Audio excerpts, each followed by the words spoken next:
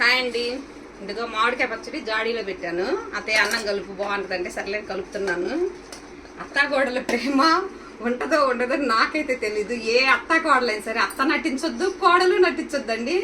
అమ్మ అన్న ఒకటే, అత్తమ్మ అన్న ఒకటే, కోడలైనా ఒకటే, కూతురైనా ఒకటే అన్నట్టు ఉండండి. కూతురు ఒక లెక్కలాగా, కోడలు ఒక లెక్కలాగా అస్సలు చూడొద్దు. కోపం వచ్చినప్పుడు తల్లి తిట్టిద్ది, అత్త తిట్టిద్ది. అలాగే అర్థం చేసుకునే మనసు వచ్చిన కోడలికి ఉండాలి. వాళ్ళకి తెలిసి తెలియకపోయినా సర్దుకునే మనసు అత్తకి ఉండాలి అనేది నా అభిప్రాయం అండి. కానీ నటించొద్దు, జీవించండి, అప్పుడే చాలా బాగుంటుంది. కానీ నాకు తెలిసి అత్త కోడళ్ళు ప్రేమగా ఎక్కడుంటారో మీరే కామెంట్ పెట్టండి. కానీ ఎప్పుడైనా సరే నటించడే జరిగిద్ది. కానీ మా కోడలు నేను అలా కాదులే, కాసేపు మొట్టికాయలు వేసిన తర్వాత బాగానే ఉంటుంది. కానీ అది ఎంటా ఉంది, ఎందుకు అత్తయ్య అలా చెప్తాను నేను అంటే గలగల మాట్లాడతాను. మా కోడలు నోరు తెలిసిందనుకో కీసి పెట్ట కీ అన్నట్టే, మీరు అస్సలు తట్టుకోలేరు. కానీ అది నోరు తెరవదు. ఇదిగో అన్నం పెడుతున్నాను. పాపం మన ఇంటికి వస్తే అది మన పిల్లలే కదండి. కోపం వచ్చినా తిట్టినా ఒకటి చెప్తానేనండి, ప్రతి తల్లి తన బిడ్డల కోసమే త్యాగం చేస్తుంది. దాని జీవితమైన త్యాగం చేస్తుంది, దాని కోరికలు త్యాగం చేస్తుంది, అన్నీ త్యాగం చేస్తుంది.